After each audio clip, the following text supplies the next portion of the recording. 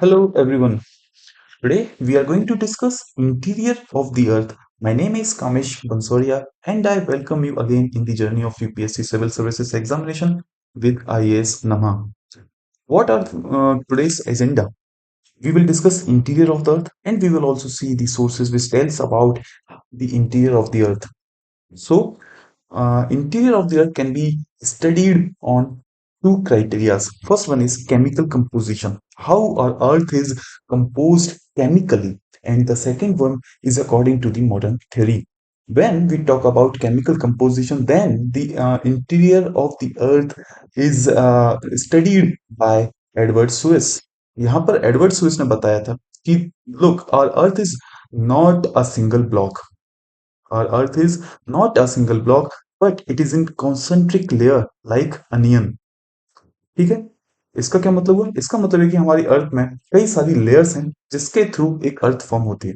ठीक है सर, समझ गए. फिर एडवर्ड स्विस ने बताया कि the outer most layer is of sedimentary rocks and this layer is very thin. ठीक है.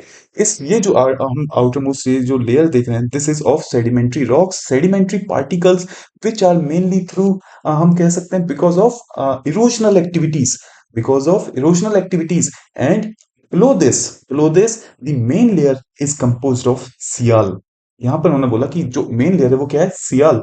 Here sial is silicon and alumina. और एडवर्ड ने बताया कि this sial forms the continents. ये जो आज हम कॉन्टिनेंट्स देखते हैं, इनकी जो हम बात करते हैं, these are formed by silicon and alumina. More over the continents are formed by granites. The continents are having a density of 2.9 and they are acidic in nature. देखिए, आपको कुछ चीजें यहाँ समझनी होगी. पहली, कॉन्टिनेंट्स और जब हम बात करते हैं ओशनिक क्रस्ट की, ठीक है, आपको समझना होगा कि कॉन्टिनेंट्स आर लाइटर, ठीक है, while oceanic crust are heavier. Continents are harder. Oceanic crust are softer. Another thing is continents are less dense, while oceanic crust are comparatively denser. So these things are the difference between continents and oceans, and this is true in every circumstance. While Edward Suess ने बोला कि sial forms continents and this sial blocks और we can say continents floats over sima. तो ये जो second layer है वो क्या है? Sima. And this sima is basically oceanic crust. ये एडवर्ड स्विस ने कहा. ठीक. This is oceanic crust and it is formed of basalt यानी कि this is of heavy density. Also, this Seema is the source of magma, right? What is the difference between magma and lava? देखिए, whenever the we can say material is within or under the earth crust, then we call it magma. And when it comes over the earth surface, then we call it lava. ठीक है, तो ये आपको difference पता होना चाहिए magma और लावा के बीच में. तो यहाँ पर एडवर्ड स्विस साहब ने कहा कि नहीं, सियाल सियाल जो है वो किसके ऊपर फ्लोट कर रहा है? सीमा के ऊपर. और सीमा बना हुआ है हमारा बसाल्ट से. While Seema is basic in nature. यहाँ तक सारी चीजें ठीक थी. उसके बाद इनका कहना यह था कि with the increase in depth, और इनकी थ्योरी के हिसाब से ये भी पता चला कि with the increase in depth the density increases, which is true. ठीक. यहां पर इन्होंने ये भी बताया कि the core of the earth is formed of निकल and iron while its density is about 11. यहां तक सारी चीजें ठीक थी. बट इन्होंने ब्लंडर क्या किया? इन्होंने ब्लंडर ये किया जब इन्होंने बात की माउंटेन फॉर्मेशन की. According to him, the seal which floats over Sima, is hard enough to scratch the Sima, and because of the scratch, the particles get plastered on the edge of the seal. समझिए इस बात को. इन्होंने कहा कि जब सीमा का एक वो है, सीमा का एक सी है, या बात करें ओशन ऑफ सीमा, जब यहाँ पर सियाल ब्लॉक यानी कि मेरा कॉन्टिनेंट्स फ्लोट करते हैं, डायरेक्शन, ये जिस डायरेक्शन में फ्लोट करते हैं वहां पर क्या होता है, because of scratch and abrasion the particles from the seema get plastered on the edge of the Sial block, and this forms the fold mountains which we see today. Later, modern theories ने कहा कि no sir, this is completely wrong. ठीक है, और उन्होंने बोला कि नहीं, ऐसा बिल्कुल नहीं है. This the formation of fold mountains is not because of the Sial floating on Seema, but it is mainly because of tectonic theory, or mainly because of the interaction between plates. तो ये बात हुई हमारी Edward Suez के साहब के द्वारा, जो उन्होंने क्लासिफिकेशन हमको दिया, किसके बेसिस पर, on the basis of mineral composition, then और we can say chemical composition. Then आगे जब हमको मॉडर्न थ्योरी से पता चला कि what is the interior of the earth, यहां पर हमको पता चला कि interior of the earth, first thing is it is और earth is in concentric layers, it is formed of concentric layer. And second thing is कि यहाँ पर जो हम देख रहे हैं, देखिए, this forms the crust, the outer most part of the earth forms the crust, while the innermost part forms the inner core. This inner core is heaviest in density. Also, the density of the earth increases from the outermost core to the innermost core, and this innermost core is the heaviest in density, while the outermost core contains electrons within it. These electrons, what they do, they simply rotate around the outermost core, and because of the movement of the electron, what forms, they form magnetic field, and our earth behaves like a magnet. तो ये हमने last lecture में भी discuss किया था, यहाँ पर मैंने आपको एक बार और बता दिया. आफ्टर दैट, इस थ्योरी से हमको पता चला कि नहीं, the outer core is again covered by mental and mental in turn is covered by crust. तो यहां पर हमने देखा, so our outer core is covered by mantle. One more thing which is to be noted here is that our outer core is plasma in state. What do I mean by plasma in state? I mean this is not completely solid. This is something like jelly. ठीक. And another thing is our mental. Our mental is divided into three parts, or we can say subparts, like upper mental, middle mental, and lower mental. कुछ चीजें अभी भी यहाँ पर doubt रही होंगी, वो हम आगे फिर से क्लियर करते हैं. देखिए, जब हम इसको अगेन एक दूसरे डायग्राम से देखें तो आप समझिए, this is our oceanic crust and this is continental crust. ठीक. Below oceanic crust and continental crust is mental. So we can say below mantle is, below crust is mantle, and below mantle is outer core and this inner core. हम इसी core की बात कर रहे थे जब हम बोल रहे थे कि इस कोर में क्या है, electrons which revolve, and because of their rotation what we get magnetic field, right? But things which is to be noted here is look, if we see closely, then there is a difference in crust when I say about continental crust. जब मैं continental crust की बात करता हूं तो इसके mineral composition में एक डिफरेंस नजर देखने को मिलता है. What is this difference? Is कि the upper part of the continental crust is felsic. Upper part is felsic while lower part is mafic. What do I mean by felsic? I mean it is, felsic is nothing but feldspar plus silica, while mafic is magnesium and iron. Okay, so जो upper part है of the continental crust is dominated by silicon, while lower part is dominated by magnesium and iron, and between these two we see a discontinuity which is called Conrad discontinuity. आप पूछेंगे sir discontinuity होती क्या है? In short, अभी के लिए आप इतना समझिए कि when ever a seismic wave travels through the earth, then at a point where its nature changes drastically. समझ रहे हैं? जब सीस्मिक वेव की किसी एक पर्टिकुलर लाइन पर आकर के, यहाँ जैसे एक सीस्मिक वेव यहाँ से ट्रेवल करे और यहाँ जाए ए से बी पर, तो जब बी पर जाए तो देखिए एकदम उसके नेचर में चेंज आ जाए, then this particular change is because of discontinuity or change in the abrupt change in the composition of the interior। ठीक है, तो हमने डिसकंटिन्यूटी देखा। जब भी हम बात करेंगे डिसकंटिन्यूटी की तो आपको समझ में आएगा कि डिसकंटिन्यूटी जब भी इंटीरियर में एक एब्रप्ट चेंज देखने को मिलता है वहां पर हमको डिसकंटिन्यूटी देखने को मिलती है। जैसे कि विद इन क्रस्ट, जब मैंने आपको बात की, मैंने कहा कॉन्टिनेंटल क्रस्ट का जो अपर पार्ट है वो फेल्सिक है, another part is mafic, then between this upper and lower part we see Conrad discontinuity. Again, the continuity between discontinuity between crust and mantle is called Mohus discontinuity, right? And between this middle mantle and lower mantle, we see Birch or Rapiti discontinuity.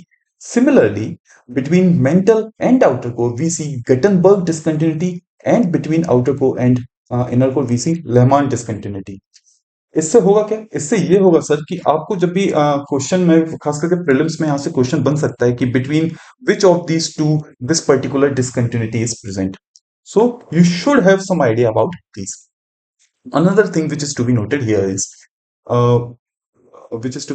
Is कि अगर मैं इस diagram को फिर से देखूं तो कुछ थ्योरीज के हिसाब से ये है कि what do I mean by lithosphere. तो थ्योरीज बोलती हैं कि up to the depth of 100 kilometre, up to the depth of 100 kilometre, what we see is called lithosphere।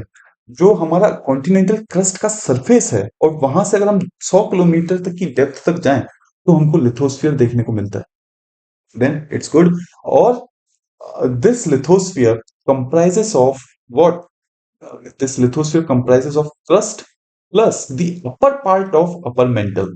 मैंने क्या कहा? अपर पार्ट ऑफ अपर मेंटल। याद रखिए, दिस पार्ट जो मैंने यहाँ पर आपको दिखाया हुआ है ब्लू डॉट से, this is lower part of upper mantle and the another part is upper part of upper mantle. So this is called lithosphere. Then sir जो अपर मेंटल का लोअर पार्ट है वो क्या है? This is called asthenosphere, and this asthenosphere is high in olivine, which means this asthenosphere is again like jelly, and our lithosphere floats over asthenosphere because of its jelly-like structure। तो यहाँ पर ये बात आई कि नहीं सर, जो सियाल सीमा का concept बताया था एडवर्ड सोइस ने कि नहीं sial blocks floats over sima, this is completely wrong. In reality what happens is lithosphere floats over asthenosphere। ठीक है, तो आपको समझ में आ गया कि एस्थेनोस्फेयर के ऊपर क्या करता है? लिथोस्फेयर फ्लोट करता है। और एस्थेनोस्फेयर के ऊपर फ्लोट कैसे कर पा रहा है? Because of presence of olivine in asthenosphere. Then good enough, after that we can further classify this into mesosphere and barysphere। The this part is which is highlighted by A is called mesosphere, and the remaining part is called barysphere। However, it is not required in general science paper। तो ठीक है, इतना हमने समझा। इसके बाद हम कुछ बात करते हैं क्रस्ट को लेकर के। ठीक, तो the crust is comprises of 1.14% of Earth's volume and 0.53% of its mass। Also, as told you earlier, continental crust has two parts like upper layer and lower layer। Lower layer is mafic in nature and the upper layer is uh, felsic in nature, while oceanic crust is mafic and it is more denser। This is the reason when two plates interact, oceanic crust always subsides and moves into the asthenosphere where it gets melt। ये जो पूरी process जो अभी मैं आपको बता रहा हूँ वो हम लोग आगे इंटरेक्शन बिटवीन द प्लेट्स में इसको अच्छे से पढ़ेंगे। Another thing is the thickness of the crust। So the thickness of the crust varies from 5 kilometer to 40 kilometers। How sir? देखिए, जब भी ओशनिक क्रस्ट की थिकनेस की बात की जाएगी then it is on lower side, while on continental crust when we talk about continental crust then the thickness of the crust increases because of the upper portion of the continent, like when we talk about plateaus। तो जो surface है उसके ऊपर भी कुछ height है, ठीक है, वो भी ऐड हो जाती है प्लेट्यू की, और बिलो दी सरफेस भी कुछ हाइट है वो भी ऐड हो जाती है। ठीक है, तो ये हमने समझा। यहाँ पर हमने अच्छे से समझ लिया कि हमारा जो क्लासिफिकेशन है वो कैसा है, इनके बीच में डिसकंटिन्यूटी वगैरह क्या है। फिर मेंटल की जो हम बात करते हैं तो जो मेंटल की जो थिकनेस है वो कितनी है? Approximately 2900 kilometre thick, while this mantle is rich in oxides and silicates of iron and magnesium. Also, the olivine present in the mantle is in the outer mantle, and because of this outer mantle, we see asthenosphere. ये भी हम लोग अच्छे से अभी देख चुके हैं, ठीक है. Hence, because of the olivine, outer mantle is more soft and deformable. Deformable से मेरा मतलब है कि we can shape it into any form. However, it is not possible, but it shows the relatively less hard, relatively softer side of the mantle, or I can say outer mantle. After that, what about core, sir? तो देखिए, अर्थ की जो density है, this density is nearly about 5.5. While the outer density of the I can say core is somewhere around 3, and it increases progressively. तो यहां से एक बात पता चलती है कि हाँ भाई, अर्थ का जो कोर है वो डेंसेस्ट पार्ट है. Hence, the density of the inner part of the core is 13 to 13.5, whereas the outer core's density is 11.5, somewhat around to 11.5. बात आती है कि सर आउटर कोर की डेंसिटी कम क्यों है? Because of the presence of impurities like silicates. Because of impurities like silicates, what happens is the melting point of the outer core decreases, and as a result of which it is in plasma state. What do I mean by plasma state? कि मेरा मतलब यह है कि not completely solid, and this is the reason why this outer core rotates around the inner core, or why the electrons within the outer core rotates around the inner core. ठीक है. उसके बाद outer core ends at about 1400 kilometre of depth. Then sir, ये सारी जो बातें अभी हमने देखी, ये हमको पता कहाँ से चली? ये जो अभी हम बात कर रहे हैं, चाहे इस पर्टिकुलर इसकी बात कर रहे हो, इस डायग्राम की या इससे पहले वाले डायग्राम की, हमको पता कहाँ चली? Definitely from some sources, right? And these sources are classified into two, like direct sources and indirect sources. तो direct sources कौन से हो गए सर? वो sources जहां से मैं directly देख पा रहा हूँ through drilling, through volcanism. But again, मैं कितना ही drill कर सकता हूँ? There is some limitations of it, right? So up to some depth like 10 kilometer or 12 kilometer, I cannot drill the earth and look what my earth looks like. While also this is the case with volcanism. जब volcano eruption से मुझे लावा जो मिलता है, ठीक है, मैं उससे एक लिमिटेड ही स्टडी कर सकता हूँ, ठीक है. So we rely more on indirect sources like seismic activities, indirect sources like temperature, pressure, and the nature of meteorite क्या, जब ये आउटर स्पेस से हमारे यहाँ आते हैं, तो कहीं ना कहीं हमको पता होता है कि look, this is similar to our earth, and we can refer them for the study of our earth.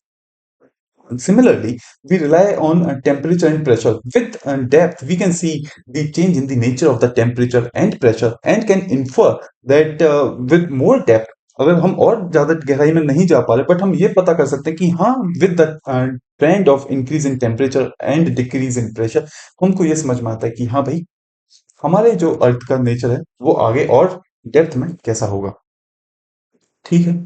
उसके बाद हम बात करते हैं, यहाँ पर जो सबसे इंपॉर्टेंट हमारे लिए हो जाती है, वो हो जाती है हमारे लिए सीस्मिक एक्टिविटीज.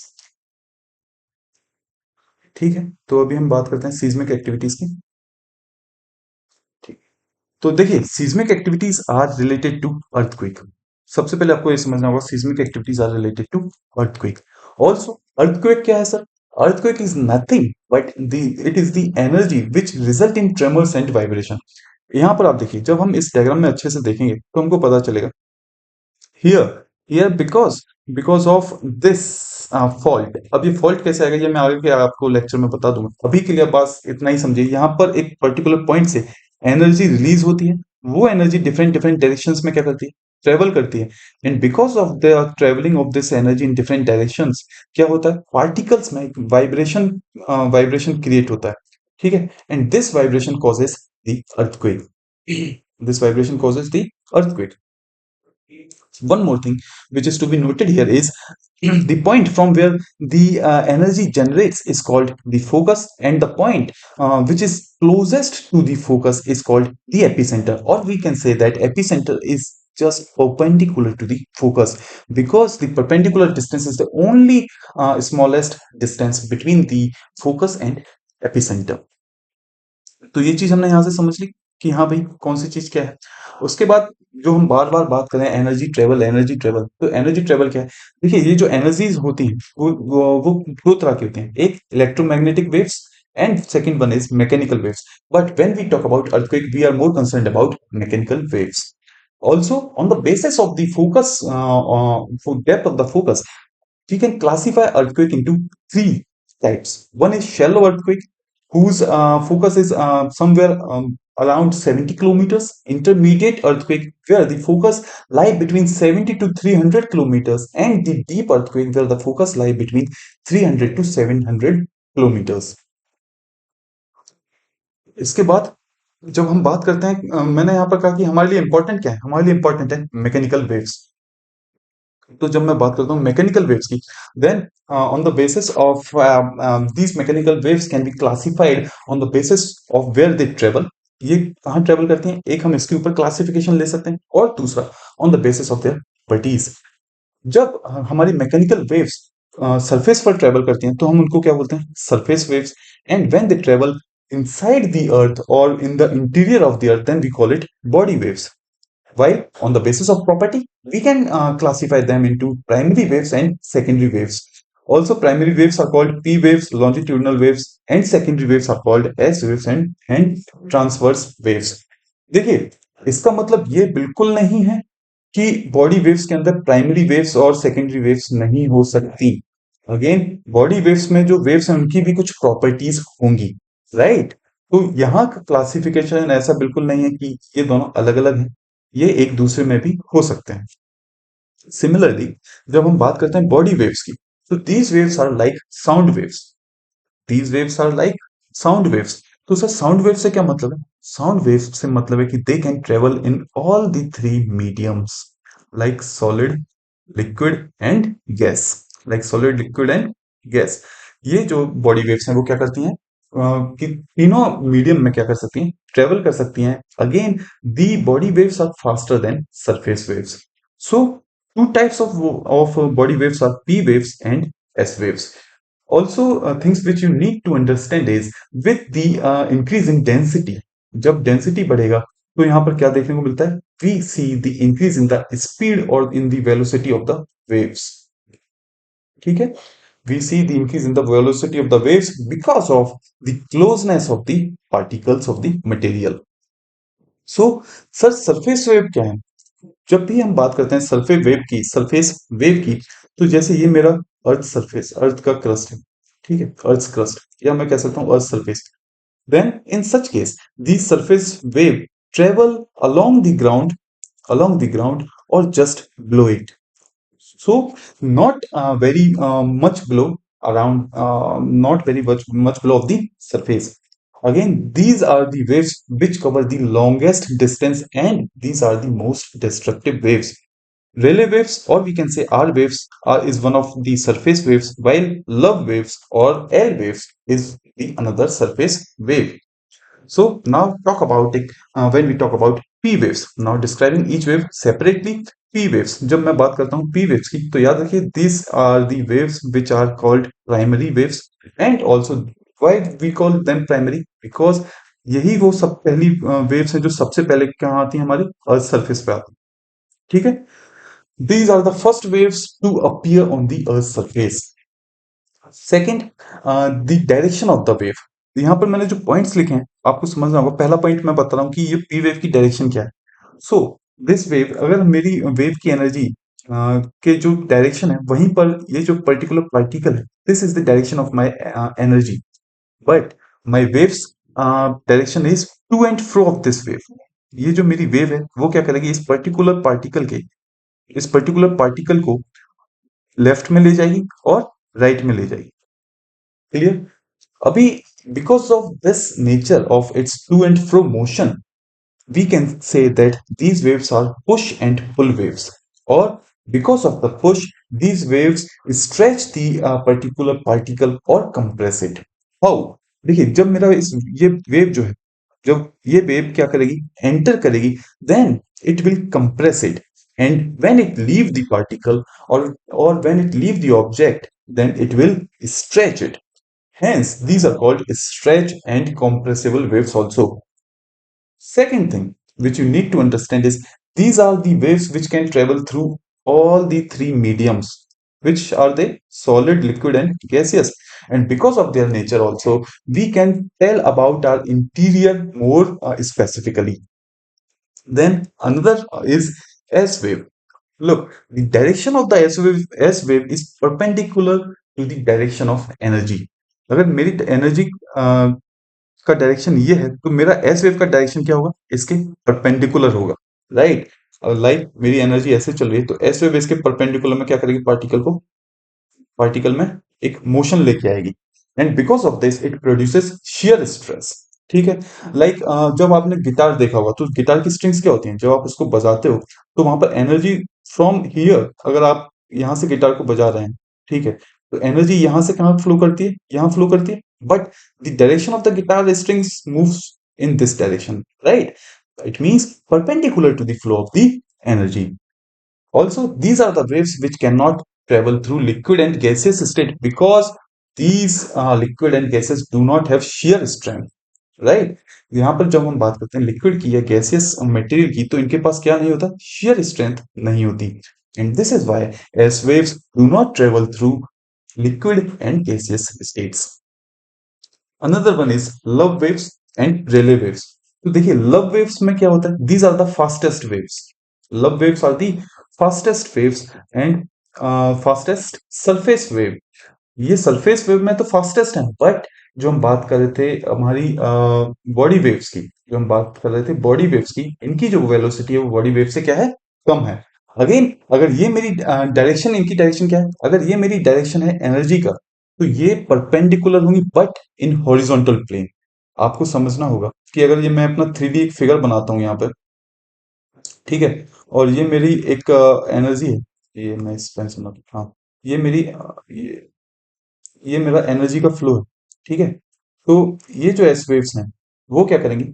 इस पर्टिकुलर फ्लो के हॉरिजॉन्टली यहाँ पर परपेंडिकुलर एक ये डायरेक्शन होगा and another one is this direction. So it means it causes horizontal shifting and damages the building foundation. ये हमने देखा love waves के बारे में. Then what about relay waves? These waves behaves like the waves which we see in water bodies. जैसे कि ये मेरा वाटर बॉडी है, यहाँ पर होता क्या है कि एनर्जी जो है, पार्टिकल्स जो है वो अपनी जगह पर कॉन्स्टेंटली मूव करते हैं कुछ इस direction, but energy travels like this. Similarly, in relay waves, these waves direction is like this, while the energy travels here in such a way. So these are the relay waves and these are the love waves. इनमें बस आपको थोड़ा सा नाम पता होना चाहिए, कौन सी बॉडी वेव है, क्या है, इसका आपको थोड़ा आइडिया होना चाहिए. ठीक है, तो अभी हमने ये भी अच्छे से देख लिया. उसके बाद नेक्स्ट इज दिस डायग्राम. अब आपको हम बताएंगे कि भाई कैसे कैसे हम लोग को पता चलता है कि with the with the flow or with the passage of a seismic wave, how do we know about the nature of the earth's interior. कि ये जो हमने बात की कि यहाँ पर इतनी डेंसिटी है, यहाँ इतनी डेंसिटी है, कोर की डेंसिटी ज्यादा है, और क्या बोलते हैं between these core and mantle we see discontinuity. इन सब चीजों का हमें पता कैसे चला? तो एक बार उसको भी हम लोग अच्छे से समझ लेते हैं. ठीक, वेट, कंसिडरिंग इट, कि अगर मैं मान के चलता हूं कि ये जो मेरा पर्टिकुलर पॉइंट है यहाँ पर क्या है? फोकस. फोकस है और एक अर्थक्वेक जनरेट होता है. जब अर्थक्वेक जनरेट हुआ तो आपको मैंने बताया कि यहां से कौन सी वेव्स निकलेंगी? P waves and S wave. ठीक है, जब अर्थक्वेक को हमने कंसीडर कहाँ किया है? हमने कंसीडर किया है हमारे क्रस्ट में, या हम कह सकते हैं लिथोस्फीयर में.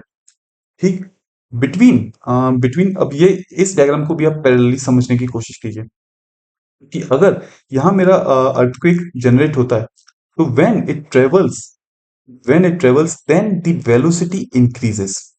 The velocity of both the waves increases up to 100 kilometers. 200 kilometre होता क्या? 100 किलोमीटर तक P एंड S वेव दोनों की वेलोसिटी इंक्रीज करेगी. Then we see the change in the nature of the waves. We see the decrease in the velocity. We see after 100 kilometers we see the decrease in the velocity. और ये जो reason है ये हमको बताता है कि हाँ यहाँ पर क्या हो गया? एस्थनोस्फेयर आ चुका है. ठीक है, Because of this, we came to know that here is our asthenosphere. And also before, अगर मैं और इससे पहले की बात करूं, तो यहाँ पर एक पॉइंट जो था वो ये है कि जब बिटवीन अप टू 60 किलोमीटर्स अगर हम बात करें कि 60 किलोमीटर्स तक इनकी जो वेलोसिटी है वो और कम होगी, पी और एस वेव की। But after 60 kilometres their velocity increases slightly, and this shows the Conrad discontinuity here। यहाँ पर देखिए, इस पर्टिकुलर पॉइंट पर आकर के, जिसकी हम मान रहे हैं 60 किलोमीटर के आसपास एक डेप्थ पे आकर के हमको कॉनराड डिसकंटिन्यूटी देखने को मिलती है। और आफ्टर कॉनराड डिसकंटिन्यूटी यहाँ पर जो वेव्स हैं उनकी क्या कर जाती है, वेलोसिटी इंक्रीज कर जाती है, because of mafic nature. Because of mafic nature, यहाँ पर क्या है, मेफिक नेचर है किसका, mafic nature of the lower part of the continental crust, जो हमने देखा। तो यहाँ पर हमको पता चला कि हाँ भाई, यहाँ डेंसिटी बढ़ रही है 60 किलोमीटर्स के बाद, मतलब क्रस्ट का कंपोजिशन चेंज हुआ है, कॉन्टिनेंटल क्रस्ट का कंपोजिशन चेंज हुआ है। और वहां से हमको पता चला कि हाँ, जो लोअर पार्ट है वो क्या है, मेफिक है। ठीक है, lower part of continental crust is mafic. But हमने ये भी देखा कि with the increase in depth और 100 किलोमीटर्स पर जाकर के इनकी जो वेलोसिटी है वो अगेन क्या कर गई, डिक्रीज हो गई। And here we came to know about asthenosphere. यहाँ हमको पता चला कि नहीं, कुछ जेली लाइक स्ट्रक्चर है ये, जिसकी डेंसिटी मतलब जहां पर क्या हो गया, जहां पर हमारी जो वो है वेव्स हैं उनकी स्पीड कम हो गई, उनकी वेलोसिटी कम हो गई। Then, thing which you need to know is why these waves are like bending outwards। देखिए, फिजिक्स का एक लॉ है। फिजिक्स का लॉ क्या है, when, देखिए, हो क्या रहा है, जब ये पर्टिकुलर वेव, अगर मैं इस पर्टिकुलर वेव की बात करूं, ये यहां से ट्रेवल करके कहाँ जा रही है, सरफेस पे आ रही है। और ये हमने देखा कि हाँ, इंटीरियर से जब भी सरफेस की तरफ जाएंगे तो जो डेंसिटी है वो क्या कर रही है, कम हो रही है। और जब भी wave denser to rarer medium से ट्रेवल करेगी तो वो क्या करेगी, away from the normal move करती है। अगर ये मेरा डेंसर मीडियम है, ये मेरा रेयर मीडियम है, और ये मेरी वेव है, तो ये क्या करेगी, मूव करेगी। ठीक है, ये हमने समझा कि अब बेंडिंग क्यों हो रही है वेव्स की। ठीक, उसके बाद उसके बाद अब जब हम बात करते हैं कि हाँ, ये हमने देख लिया था कि एस्थेनोस्फेयर आ गया, फर्दर ये वेव हमारी अगेन और जब डीपर मूव करेगी तो इस यहाँ पर हमको मिलता है क्या, आउटर कोर। और आउटर कोर पर आकर के हमारी जो पी वेव है वो तो ट्रेवल करती है, बट हमारी जो सरफेस वेव है या मैं कहूँ एस वेव है, वो एकदम से डिसअपियर हो गई। देखिए, ये क्या है, मेरा आउटर कोर। और जैसे ही मेरा आउटर कोर आता है, मेरी जो सरफेस वेव है वो क्या कर जाती है, डिसअपियर हो जाती है। इस पर्टिकुलर पॉइंट के बाद से मेरी सरफेस वेव आपको, मेरी एस वेव आपको देखने को नहीं मिलेंगी। यहाँ पर जो रेड वेव है वो मेरी क्या है, एस वेव्स है। ठीक है, तो यहाँ पर आने के बाद को आपको एस वेव या मैं कहूँ रेड लाइंस नहीं देखने को मिली। और यही हमको बताता है कि नहीं, now now the composition is not solid, but it is of somewhat plasma state. And outer core के बाद से हम लोग को क्या नहीं देखने को मिलती, हमारी surface wave. And this before that we see the Gutenberg discontinuity also. ठीक है, उसके पहले हमको क्या भी देखने को मिला, गटनबर्ग डिसकंटिन्यूटी। तो ये एक ट्रेवलिंग जो होती है हमारी वेव्स की, उससे हमको पता चलता है कि हाँ भाई, हमारी जो अर्थ का जो स्ट्रक्चर है वो कैसा है। ठीक, सेकंड, आपको पता होना चाहिए कि एस वेव का शेडो जोन क्या है। एस वेव मेरी जो लास्ट अपीयर होती है वो कहाँ पर अपीयर होती है, 105। और 105 के बाद मुझे एस वेव देखने को नहीं मिलती। ठीक है, जिससे कि हमें क्या पता चलता है कि हमारा आउटर कोर जो है वो क्या है, एस वेव जनरली अगर आप देखें ना, इस पर्टिकुलर एरिया को क्रॉस ही नहीं कर पा रही है ना। तो यहां से हमको पता चला कि हमारा outer core somewhat not solid, और ये एक प्लाज्मा स्टेट में। ठीक है, यहां से हमको ये चीज पता चली। उसके बाद बट मेरी जो पी वेव्स हैं वो इस पर्टिकुलर पॉइंट को ट्रेवल कर रही हैं। इसको ट्रेवल आउटर कोर को क्या करती हैं, पेनिट्रेट कर जाती हैं, और मुझे अपने सरफेस पर यहाँ नीचे दिखाई देती हैं। बट इनमें भी एक पर्टिकुलर पॉइंट आता है जो कि हम कह सकते हैं 105 से 140 डिग्रीज तक हमारी पीवेव्स का एक शेडो जोन आता है। इस पर्टिकुलर जोन में हमको पीवेव्स भी देखने को नहीं मिल रही। ये जो मैंने आपको ब्लू से बताया दोनों तरफ, इस पर्टिकुलर जोन में हमको पी वेव्स देखने को नहीं मिलती, because these waves when outer core comes, जब आउटर कोर आता है तो ये वेव क्या कर जाती हैं, बेंड हो जाती हैं अंदर की तरफ। ठीक है, यही रीजन है कि यहाँ पर हमको पी वेव्स देखने को नहीं मिलती। और दूसरा पॉइंट आपको याद रखना होगा मेंटल के बारे में, because of the progressive increase in the depth of the mental, यहाँ पर देखने को मिलता है कि इनकी जो वेलोसिटी है पी वेव्स और एस वेव की, वो सबसे ज्यादा होती है। इसीलिए इस पर्टिकुलर मेंटल को हम लोग क्या बोलते हैं, एच वी जेड, यानी कि high velocity zone, high velocity zone. ठीक है, तो ये हमने देखा कि हाँ भाई कैसे क्या एनालिसिस की जाती है। और उसके बाद अब हम देखें कि इनकी इंटेंसिटी जो है, अर्थक्वेक की इंटेंसिटी, उसको कैसे मेजर करते हैं। तो देखिए, अर्थक्वेक की इंटेंसिटी मेजर करने के दो मेथड हैं, एक हम करते हैं इंटेंसिटी स्केल के थ्रू और दूसरा हम करते हैं मैग्नीट्यूड स्केल के थ्रू। तो डिफरेंस क्या है? डिफरेंस सिंपल ये है कि इंटेंसिटी स्केल में ये देखा जाता है कि अर्थक्वेक जिस जगह पर आया, वहां पर उसने क्या तहलका मचाया है, उसका इम्पैक्ट क्या रहा। ठीक है, तो ये जो इंटेंसिटी, जाहिर सी बात है, वो काफी चीजों पर डिपेंड कर जाएगी कि हाँ उस पर्टिकुलर एरिया का पॉपुलेशन क्या है, उस पर्टिकुलर एरिया का जो है लैंडफॉर्म किस टाइप से है। ठीक है, इन सभी चीजों पर इंटेंसिटी क्या कर जाती है, डिपेंड कर जाती है। तो ये जो इंटेंसिटी स्केल है, ये आई थी हमारी 1905 में बाय मर्कली, और ये हमारी पहली स्केल कहलाई गई अर्थक्वेक को मेजर करने के लिए। Later this scale was modified in 1931 and called the modified Mercalli scale.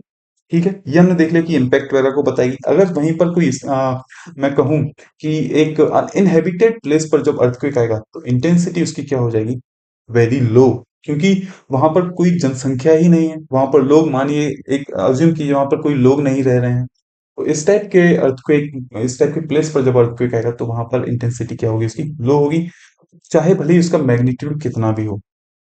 वहीं पर कोई हाईली पॉपुलेटेड एरिया में जब अर्थक्वेक आता है, या मैं कहूँ किसी डेवलप्ड एरिया में अर्थक्वेक आता है, तो वहां पर एक डैमेज हमको देखने को मिलता है बिकॉज ऑफ अर्थक्वेक, और इसीलिए हम बोलते हैं कि यहाँ पर अर्थक्वेक की जो है वो इंटेंसिटी ज्यादा है। वहीं पर another scale is magnitude scale, और ये हमको बताती है कि अर्थक्वेक का मैग्नीट्यूड क्या है, यानी कि कितने अमाउंट से उसने, अर्थक्वेक ने हमारे ग्राउंड को शेक किया है, हमारा जो ग्राउंड है वो कितना शेक हुआ है। ये सारी चीजें हमको देखने को मिलती है मैग्नीट्यूड स्केल के थ्रू। ये जो स्केल थी, इस स्केल में, इस मैग्नीट्यूड स्केल में हम यूज करते हैं रिक्टर स्केल का, और ये एक लॉगरिथमिक स्केल है। लॉगरिथमिक स्केल क्या होती है, ये आप थोड़ा पढ़ लीजिएगा, ठीक, मैथमेटिक्स से रिलेटेड है। उसके बाद अगर आज का टॉपिक हम यहीं पर एंड करते हैं। नेक्स्ट हम लोग पढ़ेंगे अपना टेक्टोनिक थ्योरी के बारे में। नेक्स्ट हम लोग पढ़ेंगे continental drift theory by Wagner.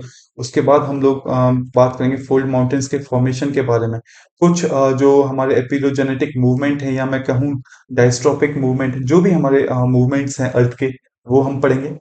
ठीक है, तो अगला लेक्चर हमारा बहुत इंपॉर्टेंट होने वाला है, स्टे कनेक्टेड। इस लेक्चर को हम यहीं खत्म करते हैं। Thank you. अगर आपको कोई भी ज्योग्राफी से रिलेटेड डाउट है तो आप मुझे इस ईमेल आईडी पर कांटेक्ट कर सकते हैं, या ये मेरा टेलीग्राम हैंडल है, यहाँ जाके आप मुझसे बात कर सकते हैं। कोई भी जनरल क्वेरी के लिए आप हमारे टेलीग्राम से जुड़ सकते हैं, या हमें मेल भी कर सकते हैं। Thank you, have a good day.